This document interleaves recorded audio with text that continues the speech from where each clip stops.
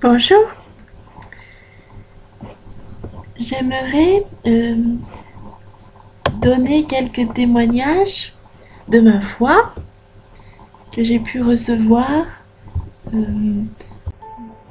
euh, Par exemple, une fois où j'étais à la messe et où l'évangile parlait des prénoms des personnes, des noms des personnes qui sont inscrits dans le livre de vie et qui seront sauvés. Et j'ai alors dit à Jésus, s'il te plaît, inscris toutes les personnes qui sont dans cette église afin qu'elles soient sauvées.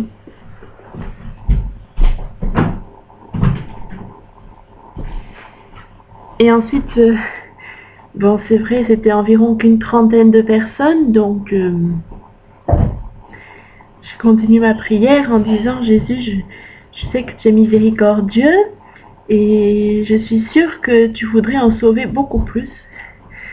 Donc, est-ce que tu veux bien me le montrer en amenant un peu plus de personnes dans l'église d'ici la fin de la messe? Moi, je pensais qu'il y en aurait juste 5 ou 10 de plus.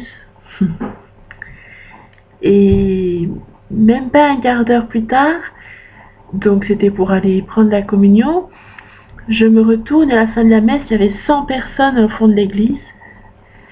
Il y en avait encore 100 tout autour. Et c'est une manifestation de la miséricorde de Dieu dans la prière où je vais demander de ramener un peu plus d'âmes dans l'église parce que je suis sûre qu'il va en sauver beaucoup plus que quelques-unes, et il en a ramené au moins 200. 100 dedans et 100 pas loin, juste devant la porte, tu ne pouvais plus rentrer. Donc c'est magnifique, c'est témoignage de la miséricorde de Dieu qui en fait attend de nous que l'on consacre chaque jour toutes les âmes au cœur immaculé de Marie et à son Sacré-Cœur et à Saint Michel Archange qui est l'ange de la paix, le protecteur du salut des âmes. Et ainsi, elles arriveront plus certainement au salut. Donc c'est un témoignage pour montrer aussi que Jésus ne s'arrête pas à ceux qui ont été dans l'éducation catholique ou ceux qui ont l'habitude de prier. Jésus peut sauver toutes les âmes, quelles qu'elles soient. Voilà. Et ensuite, un témoignage sur la Sainte Vierge Marie, car elle apparaît tous les jours à Medjugorje en Bosnie-Herzégovine. Et elle donne un message le 2 et le 25 de chaque mois, qui est traduit dans toutes les langues. Et j'ai pu découvrir que lorsque la Sainte Vierge a donné le message, vous êtes-vous repenti de ne pas avoir encore accueilli le message? C'est parce que je commençais à me dire, ça s'adresse à moi, mais pas tout à fait, plutôt au monde et un peu à moi.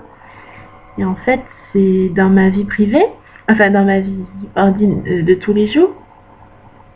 Et ensuite, j'ai même appris par le livre Medjugorje, le triomphe du cœur des années 90, que le message qui est mis sur le site internet de website Notre-Dame de Medjugorje, message de Marie à Medjugorje, MEDJUGORJE,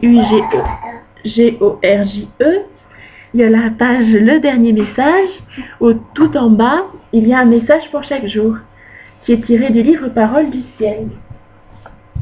Des messages qui ont été donnés par la Sainte Vierge entre 1981 et les années 2000. Donc, tiré du livre Paroles du ciel et des messages qui ont été donnés aussi après.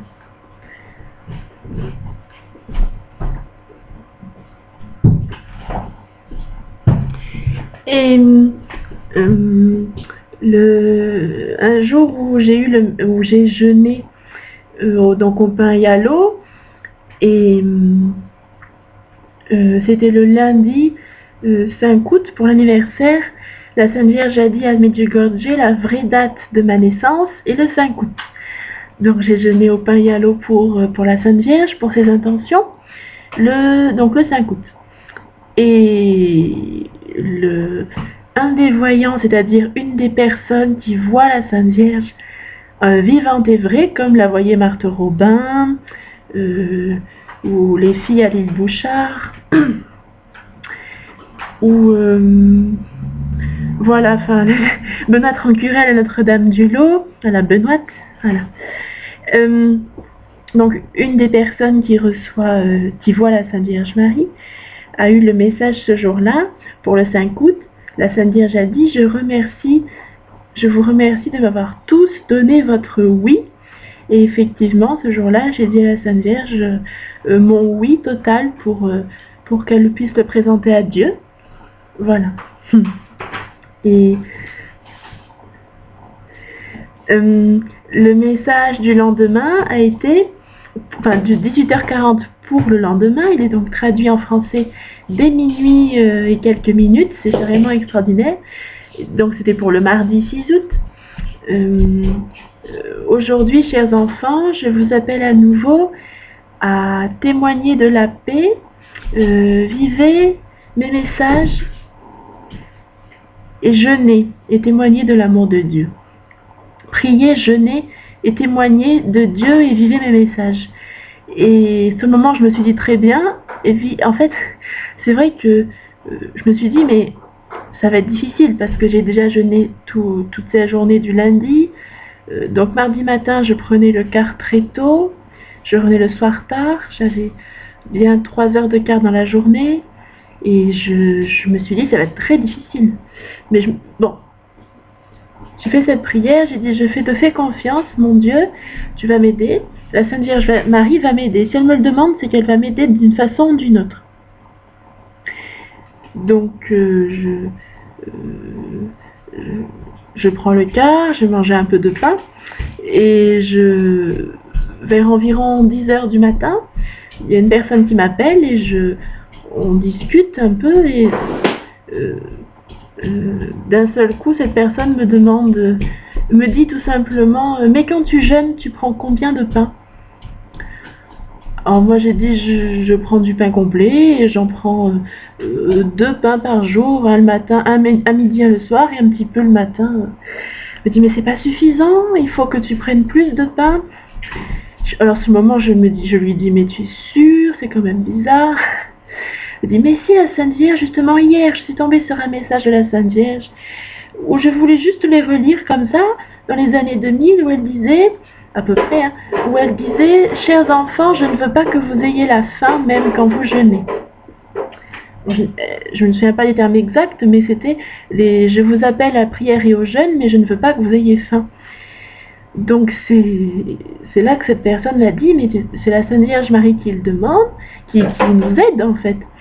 Que jeûner, c'est se priver de nourriture, mais ce n'est pas tomber dans les pommes. Bon, ça m'arrive pas, mais je vais dire, ce n'est pas manger une seule baguette ou un seul pain complet si c'est trop peu. Donc cette personne m'a dit vraiment, il faudrait que tu manges plus de pain, au moins 2 pains à midi, au moins 2 pains le soir, que le matin tu ferais même un pain entier comme ça, et tu verras, ce sera mieux. Et c'est aussi la demande, c'est aussi la volonté de Dieu, puisque c'est la Sainte Vierge qui le dit. Et là j'étais contente, j'ai vu la Providence, comment elle a œuvré dans ma vie ces jours-là. Et c'est vraiment une grande joie de vous en témoigner, parce que j'aurais pu dire le lundi soir, bon, ben non, ça va être trop difficile de jeûner un jour où j'ai déjà jeûné la veille, et puis j'aurais perdu toutes ces grâces-là, vous voyez. Donc quand on dit oui, en faisant confiance, et ben on est aidé d'une manière complètement inattendue, et c'est extraordinaire, voilà, c'est extraordinaire. Et ensuite aussi, un témoignage. On voyait aussi comme la Sainte Vierge est une maman et combien elle nous aime. Voilà. Et un témoignage aussi sur mon ange gardien. On a tous un ange gardien qui veille sur nous. Et à San Damiano, la Sainte Vierge est apparue à San Damiano de 1968 à 1980. Et elle a donc vivante et vraie aussi. Saint Padre Pio a confirmé les messages et que c'était bien la Sainte Vierge, ainsi que l'eau du puits, ainsi que les mouchoirs bénis, etc. Et la Sainte Vierge a donné quelques messages qui ont été publiés. D'autres ne le sont pas encore, mais ça viendra sûrement. Et notamment qu'on a un ange gardien et elle dit « Demandez lui de veiller sur vous à chaque instant de la journée pour vous aider à la prière et à tout offrir à Jésus au cours de la journée. Et elle dit, votre ange gardien peut tout obtenir des grâces de moi parce qu'il est toujours avec moi.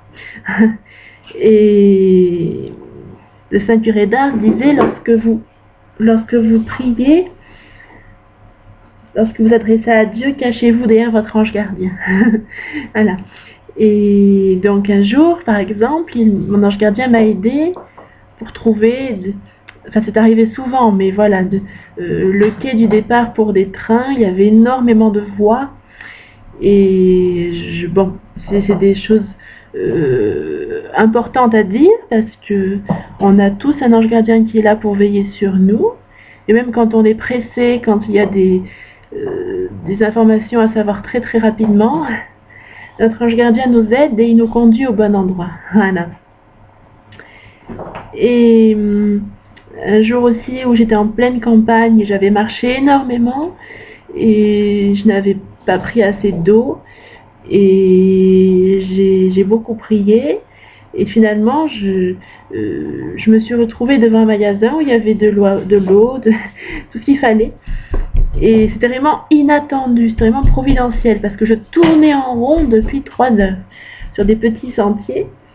Je me disais, il est 19 heures, je vais jamais réussir à sortir de ce coin.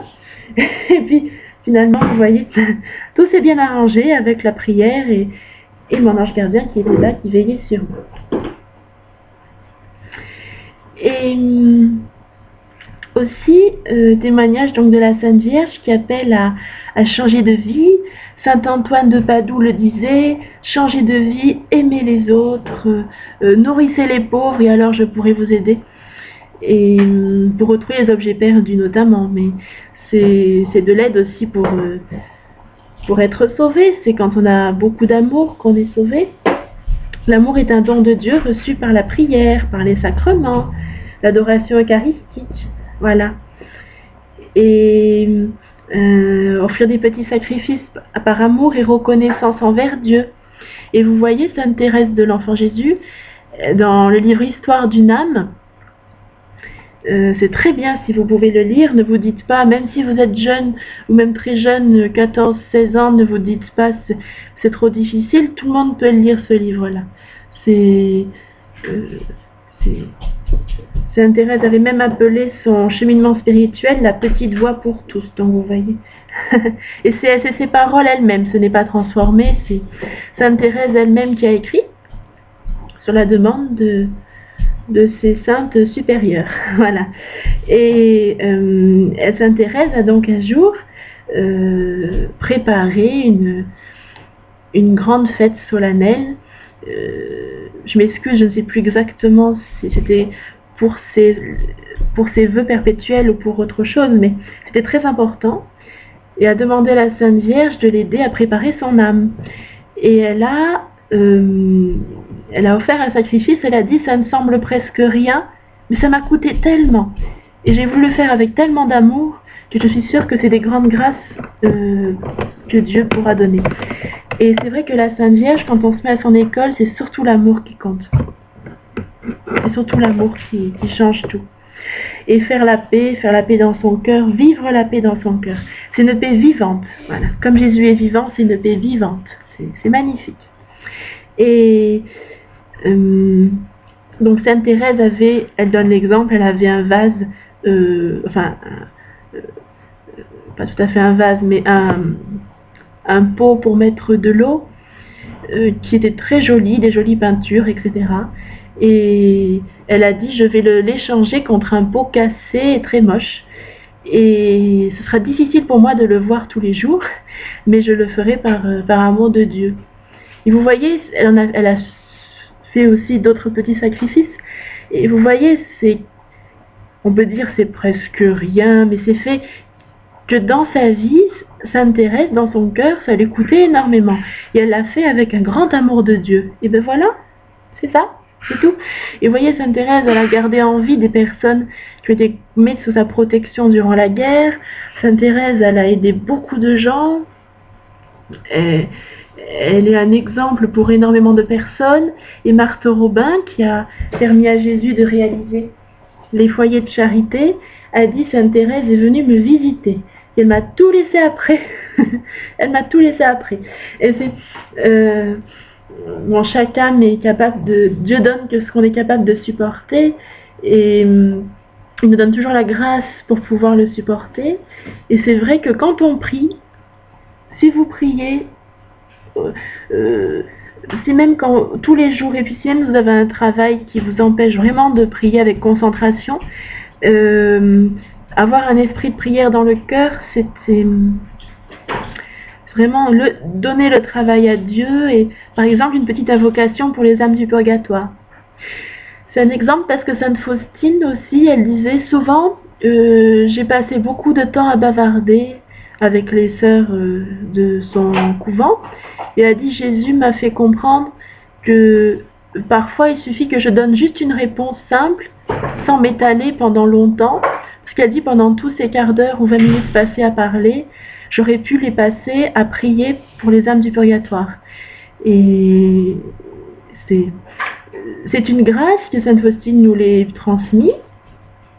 Donc voilà, c'est un exemple aussi, ou même si on a un travail intellectuel, même beaucoup de concentration, de temps en temps, faire une toute petite pause pour dire: Jésus, je te l'offre pour les âmes du purgatoire. Voilà. Et c'est par amour, hein. Plus vous aurez d'amour de la Sainte Vierge, plus vous pourrez obtenir beaucoup pour les âmes. La miséricorde, le pardon, etc. Et évidemment, c'est toujours c'est plus facile de le dire que de le faire, mais c'est Jésus qui le fait par nous. C'est Jésus qui est vivant, c'est à la force de l'Eucharistie. Jésus s'offre sur l'autel tous les jours, et c'est le modèle par excellence, c'est Jésus-Christ. Voilà. Et Marthe Robin disait, pour résumer tout l'enseignement que la Sainte Vierge a pu lui donner, elle a dit: il suffit d'aimer, et tout en moi chante le cantique de l'amour. Voilà, Marthe Robin, il suffit d'aimer, et tout en moi chante le cantique de l'amour. Voilà. Marthe Robin était comme un petit oiseau au creux du rocher. Elle souffrait énormément, mais elle était toujours dans la main de Dieu. Voilà. Et énormément de grâces ont été données, conversion du cœur, d'énormément de gens, transformation de vie, ou des jeunes aussi qui ont été protégés.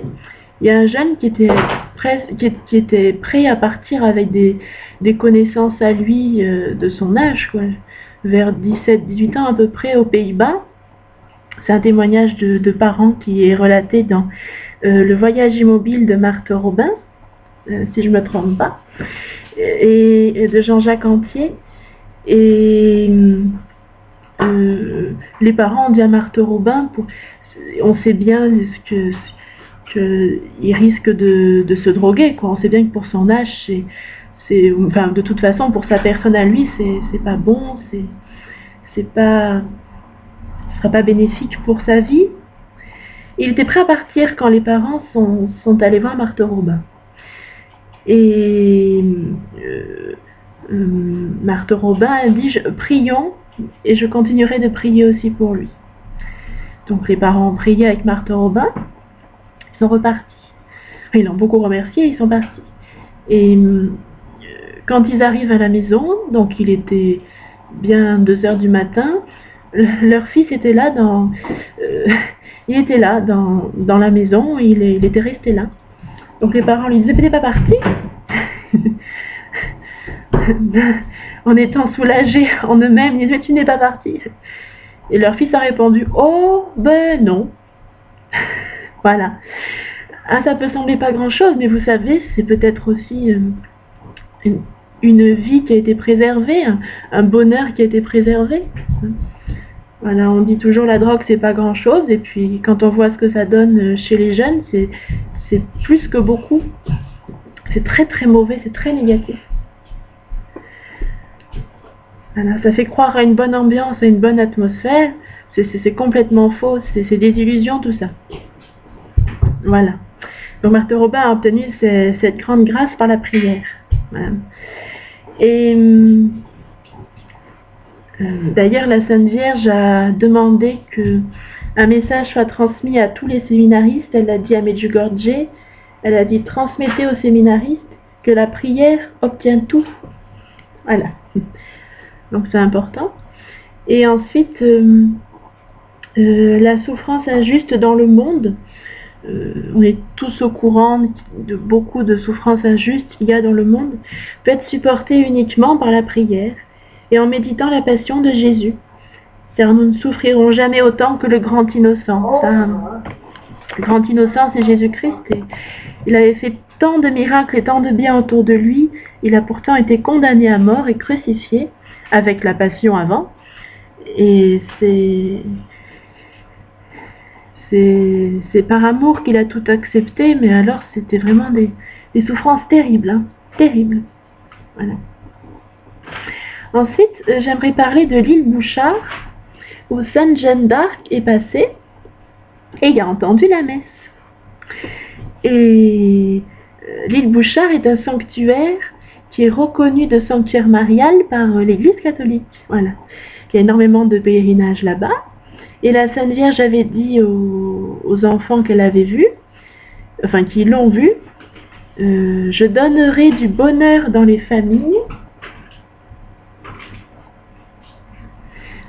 Je donnerai du bonheur dans les familles et je ferai un miracle, mais plus tard. Je ferai un miracle, mais plus tard. Et la promesse de bonheur annoncée par la Sainte Vierge Marie à l'île Bouchard pour les familles et le miracle annoncé, c'est ce que Marthe Robin a en fait annoncé en 1936. C'est la franc-maçonnerie s'écroulera. Ce sera après une intervention de la Sainte Vierge. Et à Medjugorje, la Sainte Vierge est en train de parler de l'amour de Dieu pour tous depuis plusieurs mois, même pour ceux qui ne croient pas en sa miséricorde. Voilà. Beaucoup de personnes qui ont vendu leur âme et qui sont en état de péché volontaire disent comme on est très... voilà, on fait énormément de... tout ce qu'on a fait dans notre vie, Dieu va nous fermer la porte, on le sait déjà. C'est faux. Bon, parler ne sert à rien. Mais je m'adresse quand même aux chrétiens qui prient, parce que c'est important de témoigner de ce que la Sainte Vierge fait comme œuvre dans le monde, voilà, par son cœur immaculé. Voilà. Et être missionnaire de l'amour de Dieu, c'est montrer à chacun que Dieu pardonne tout. Voilà. Et quand je dis parler ne sert à rien, ce qui est très important, c'est de parler de Dieu à ceux qui cherchent sincèrement Dieu, quand ils vont en retraite, quand ils vont à l'église, quand ils vont dans des groupes de prière, etc. Et même Saint Paul dit, instruisez-vous toujours les uns les autres. Et par contre, c'est vrai que, oui, enfin, pour les personnes dont, oui, enfin, qui font plus partie de la franc-maçonnerie ou des sectes, etc., c'est le témoignage par la vie. Et comme dit la Sainte Vierge, tout le monde s'en apercevra. Et enfin, eux s'en apercevront. C'est vrai qu'ils n'ont jamais été aimés pour de vrai. Donc ils vont vite s'apercevoir que leurs péchés sont pardonnés, même quand ils sont, quand ils nous font du tort. Quand nous-mêmes on est chrétiens, on ne râle pas des défauts des autres. On ne soupire pas sans arrêt. Vous savez, ou lever les sourcils pour dire oh là, froncer les sourcils ou pour dire oh là là. Voilà. Après, il y a des choses qui sont plus évidentes. Ne pas se moquer ni blesser volontairement. Mais ça compte aussi de ne pas râler sur les défauts des autres, de ne pas s'en plaindre. C'est la sainteté. Hein. Il y a des jours où on n'y arrive pas, mais la conversion, c'est de savoir que Jésus est toujours là et qu'il est toujours prêt à nous aider à avancer. Et n'importe quel chrétien, n'importe quelle personne qui croit sincèrement en l'amour de Dieu, en sa miséricorde, il peut témoigner comme ça. Pas besoin que vous sachiez que telle personne faire du mal à l'Église ou non. À partir du moment où vous témoignez de la miséricorde de Dieu dans votre vie, là où vous êtes, si vous savez que Dieu pardonne tout, quel que soit le péché, si vous le montrez dans le témoignage de votre vie, la personne pourra choisir le ciel et choisir le salut le jour où elle va mourir. Elle va pas vous le montrer, enfin, c'est pas mourir d'ailleurs, c'est l'heure du passage. Le cœur ne bat plus, voilà. Ces personnes-là ne vont pas vous le montrer, mais Dieu le saura si elles auront choisi le salut par votre témoignage ou non, et il va vous aider en cela, il va vous aider à témoigner pour ça. Voilà. Et cette missionnaire de l'amour, donc, pour tous, la miséricorde pour tous, quel que soit le péché, et aussi montrer que les francs-maçons ne vont pas se convertir pour aider l'Église, c'est pour leur propre bien. Les secrets de la franc-maçonnerie commencent à être connus, et à partir du moment où ils sont connus et qu'avec la prière, de plus en plus de personnes vont découvrir que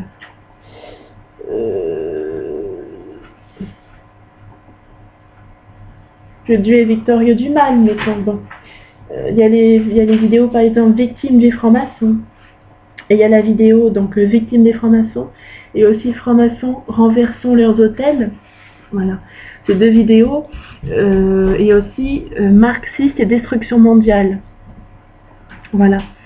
Donc Dieu est assez puissant pour arrêter cette guerre entre guillemets envers l'Église catholique et envers tous ceux qui ont de l'amour dans le monde, mais il est aussi, c'est pour montrer que sa miséricorde ne veut pas atteindre les personnes qui sont dans l'erreur et le péché volontairement. C'est pas pour qu'ils fassent un bien pour l'Église, c'est pour leur propre bien personnel. Voilà. Bon, c'est pour essayer de faire comprendre à tous les chrétiens qui pourraient écouter que c'est peut-être un témoignage important que j'ai à donner pour ça. Voilà. Et par exemple, ce qui serait vraiment important, en plus de l'évangélisation des prisons qui se fait, il y a déjà beaucoup de grâce. Comme dit le Père Guy Gilbert dans ses livres, il y a quand même de plus en plus de prisonniers qui découvrent la miséricorde de Dieu par l'évangélisation qui est faite. Et c'est peut-être pas aussi avec du blabla, c'est aussi en montrant régulièrement qu'on peut envoyer un colis, on peut voilà, des gâteaux, des cartes postales, des choses comme ça, pour montrer que la personne n'est pas seule en prison, que la personne n'est pas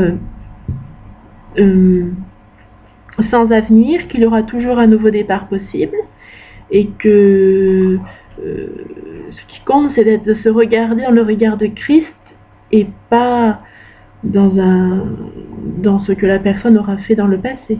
Voilà. Et surtout aussi d'évangéliser les mourants des hôpitaux, ça se fait beaucoup, mais en comprenant bien qu'il y a beaucoup de personnes dans le monde qui sont athées ou ne veulent pas entendre parler de Dieu. Et la Sainte Vierge, elle en parle ainsi, en disant comme ce sera difficile pour eux s'ils arrivent devant le trône de Dieu en disant avec rébellion, je ne veux pas croire en Dieu. C'est sûr que c'est mal parti. Donc on peut préparer, pas parce que Dieu pardonne pas, mais parce qu'il s'oppose à l'existence de Dieu en allant devant lui. Et c'est dommage, c'est du gâchis, parce que l'éternité d'amour leur est offerte, et c'est pas le moment de la refuser. Voilà, c'est dommage quand même. Voilà. Donc toutes les âmes dès leur conception, le Christ prépare un trône spécialement pour chacun de nous. Un trône, disons, ça fait bizarre parce que c'est vrai que c'est Dieu qu'on va adorer, mais disons on a une place, on est invité, on est attendu là-bas. On est attendu dans une vie éternelle. Voilà. Éternité d'amour. Et préparer les mourants. Maria Sima, dans le livre L'étonnant secret des âmes du purgatoire, Sœur Emmanuelle a recueilli beaucoup de réponses de Maria Sima, qui est une Autrichienne, qui était à la campagne et qui a reçu des visites des âmes du purgatoire, mais ne l'a pas cherché, et aujourd'hui elle est au ciel, et voilà, c'est une grande grâce aussi pour l'Église, pour cette vérité éternelle où tu nous attends au paradis, mais l'enfer existe si on refuse d'y aller. Et c'est vrai que si on accueille le paradis, si on découvre qu'on a trop voilà, encore des péchés ou des conséquences de péchés qui n'ont pas été confessés, ce sera quelque temps en purgatoire, mais Jésus nous supplie toujours de prier à chaque instant pour les âmes du purgatoire et de vivre dans la sainteté et de choisir la sainteté sur terre. C'est pas de la prétention, c'est pour pouvoir aller tout droit au ciel. Dieu veut nous éviter le purgatoire absolument. Voilà, c'est pour la vie de l'âme, c'est pour vivre en lumière, voilà. Et pour pouvoir rentrer au ciel ensuite, l'éternité d'amour et vivre avec tout l'amour de Dieu dans le cœur sur la terre, voilà. Et donc, évangéliser les mourants, donc oui, les personnes qui refusent l'existence de Dieu, essayer de prier le Saint-Esprit pour pouvoir trouver les mots, beaucoup prier pour elles, mais venir quand même. Saint Padre Pio, il dit évangéliser en apportant Dieu aux malades. Cela les aidera beaucoup plus que ce que il disait Dieu aidera beaucoup plus les malades que les médicaments pour un très grand nombre. Et c'est un appel aussi pour tous ceux qui sont chrétiens, qui sont infirmiers, médecins, etc., qui font de l'évangélisme, qui vont accompagner les mourants, et beaucoup de personnes qui meurent souvent dans les hôpitaux.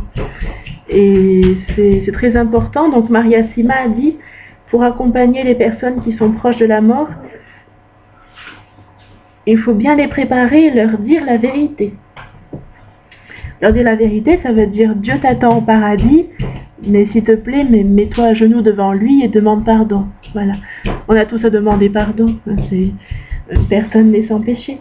C'est comme ça. Mais rien que le fait de le reconnaître, eh ben Jésus, ils font devant un cœur repenti, Jésus l'ouvre grand ses bras. Voilà.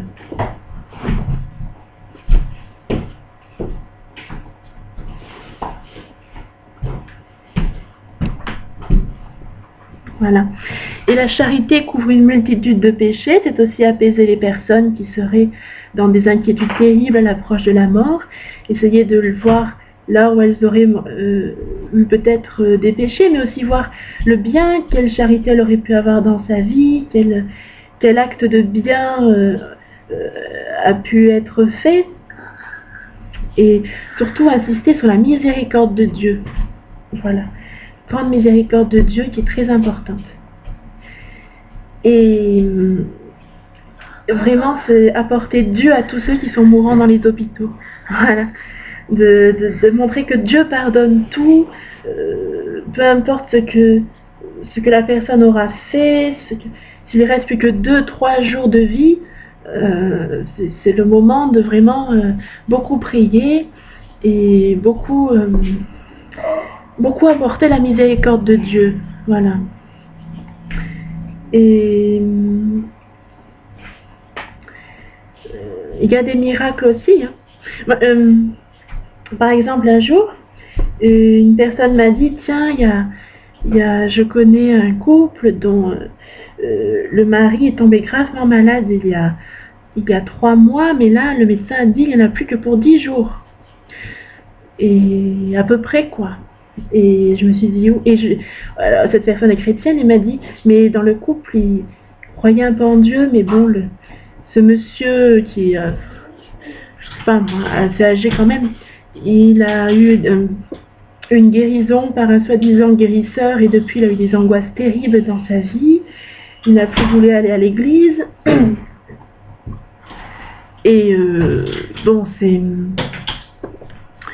c'était assez difficile. Et donc, on a accompagné cette personne sans qu'elle le sache par la prière, le jeûne. Et le jeudi, donc le prêtre est venu plusieurs fois voir ce monsieur dont le médecin disait c'est vraiment, la mort est vraiment très proche. Mais il a refusé de voir le prêtre 3-4 fois. Et le jeudi, c'est lui-même qui a demandé que le prêtre vienne. Et il a fait une confession générale, il a demandé les sacrements. Il a eu une paix immense. Voilà. C'était jeudi. Et le vendredi matin à 6h, il est décédé, voilà. Enfin, il est sûrement allé tout droit au ciel. Donc, vous voyez, c'est un miracle qui est donné, on peut dire, oh, c'est juste une âme. Oui, mais bon, vous voyez, quand on est plusieurs à prier, à jeûner, c'est quand même une âme qui a accueilli les sacrements, qui a accueilli la paix de Dieu et qui a pu aller au ciel. Même si c'est au dernier jour, c'est quand même, la Sainte Vierge, elle dit, une personne qui a fait beaucoup de mal durant sa vie, si elle se confesse juste avant sa mort, avec un vrai repentir sincère, s'il y a la confession et communion, que ce soit la première communion ou le communion, enfin, les derniers sacrements, la personne qui meurt quelques heures après peut aller tout droit au ciel. Va tout droit au ciel, donc c'est aussi un catéchisme immense qu'on a droit en notre temps, c'est vraiment des grâces immenses, hein. Donc ça à faire partager. Et voilà, donc c'est très bien aussi quand Dieu accorde des grâces comme ça, d'ensuite se dire, bon ben, alors on va jeûner une nouvelle fois pour dire merci à Dieu. Même une âme qui va tout droit au ciel alors qu'il y avait beaucoup de liens occultes, cette personne ne sait pas trop si c'était bien ou mal d'aller voir un guérisseur, mais bon, pendant des années, il a été du coup loin de la messe et pas dans des angoisses incessantes, quoi, voilà. Et donc c'est un grand miracle qui a été fait, je trouve, voilà. Ensuite, j'aimerais vous parler de la vie de la Sainte Vierge par rapport à l'évangile et aussi pour voilà, enfin l'évangile déjà pour la Sainte Vierge pour le jour de Noël où Jésus est né. Elle a été refusée de partout. Elle savait que c'était la date imminente pour l'accouchement, mais elle a été refusée de partout. Pourtant, c'était son peuple. Et elle a dû être sur un âne pendant plusieurs jours. Vous savez, quand on doit accoucher pendant 2 jours, c'est terrible.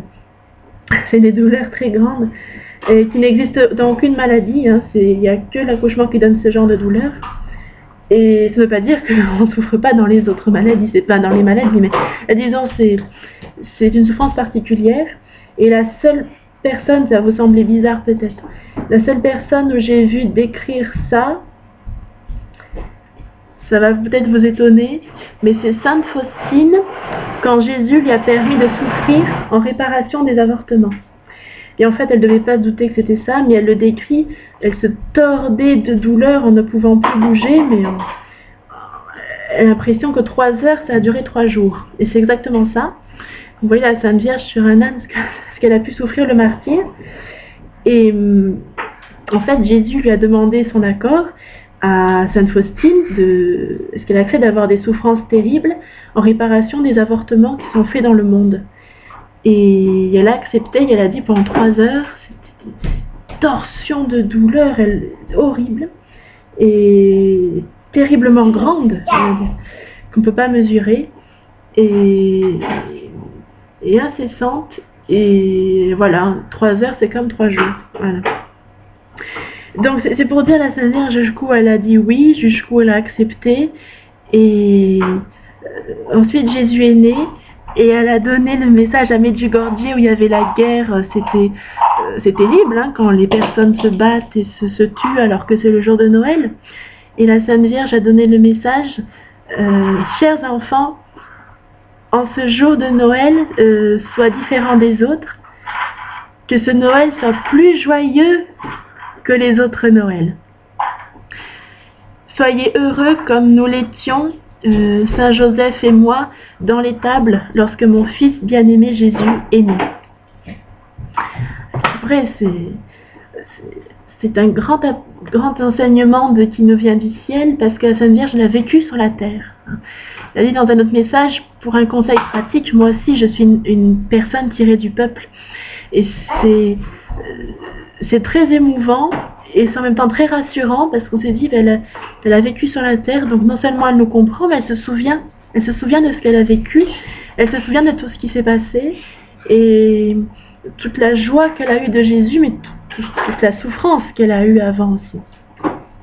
Et que toute la souffrance s'est consumée dans la joie de son Fils Jésus. Voilà. Et c'est aussi un enseignement pour chacun de nous, pour chaque être humain. Toutes nos souffrances, tout ce que l'on peut porter dans notre cœur des douleurs du monde, Jésus dit « Donnez-moi votre fardeau ». Et la Sainte Vierge dit « Donnez tout à Jésus, donnez tout à Jésus ». Voilà, pour qu'il consume tout dans son amour, voilà, dans le feu du Saint-Esprit. Voilà. C'est dans la simplicité, une simple prière, Jésus, je dépose ces souffrances dans ton sacré cœur. Jésus, je mets ces souffrances au pied de ta croix. Voilà, une prière simple comme ça. Voilà. Et ensuite, aussi un témoignage que j'aimerais donner. Un jour, pendant l'adoration eucharistique, pour le Magnificat, qui était chanté devant l'adoration eucharistique, prié, pardon, et au verset, il s'est penché sur son humble servante. Et j'ai dit à Jésus, voilà, j'aimerais bien que tu m'aides, parce que j'ai dit non. Nous, sur la terre, on ne peut pas dire j'ai l'humilité. J'ai dit, je sais bien, Jésus, si on dit j'ai l'humilité, on l'a plus. Et pourtant, il faut qu'on la cherche tous les jours, qu'on la demande cette grâce tous les jours. C'est nécessaire pour se faire plus petit, pour non seulement réparer de l'orgueil qu'il y a dans le monde, mais aussi pour nous, pour aimer plus. Voilà. Chercher l'humilité, c'est chercher à aimer plus et à laisser plus Dieu aimer en nous, et, par exemple. Et donc j'ai dit, Jésus, essaye de me faire bien saisir l'importance de cette phrase. Et donc j'ai dit, Jésus, je te donne cette phrase, s'est penché sur son humble servante. Et tout d'un seul coup, dans mon esprit, mon intelligence, j'ai compris que, en fait, la Sainte Vierge, elle a dit à Dieu, voilà, c'est l'humilité de Dieu qui se reflète en elle. En fait, la Sainte Vierge a en quelque sorte dit, mon Dieu, tu as vu ton humilité dans ta servante. C'est vrai que quand on lit son humble servante, en fait, la Sainte Vierge n'a jamais dit je suis humble. J'ai dit à Dieu, nous, si on le dit, on perd l'humilité. Et la Sainte Vierge Immaculée Conception, donc c'est pas possible qu'elle ait dit, pourtant c'est écrit. Et puis en fait, c'est mon Dieu, tu as vu ton humilité dans ta servante. Et c'est la Sainte Vierge a essayé de montrer à Dieu qui se reflétait en elle. Voilà. Et elle a chanté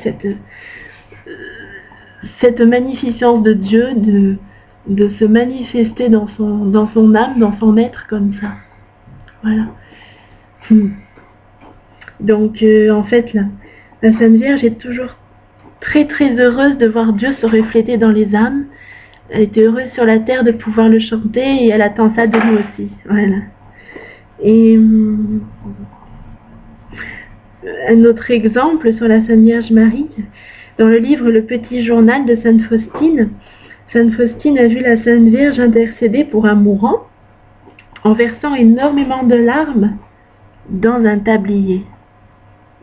Elle est la mère de l'univers et elle porte une couronne de 12 étoiles et un tablier. C'est un enseignement pour nous. Hein. Est-ce que nous, on se représente d'être avec un tablier en face de chaque être humain pour le servir, pour lui montrer l'amour de Dieu? C'est un enseignement parce que la Sainte Vierge, elle se considère comme ça. Avec nous, chrétiens, mais aussi avec tous, sans aucune différence. La Sainte Vierge ne fait pas de différence d'amour entre les chrétiens et les païens et je ne sais quoi. La seule chose qui change, c'est qu'elle nous dit, si vous aimez Jésus, aimez-le davantage. En fait, c'est ça. C'est pas qu'elle aime plus les chrétiens ou qu'elle aime plus... non, elle a dit à Medjugorje, je vous aime tous sans faire de différence d'amour.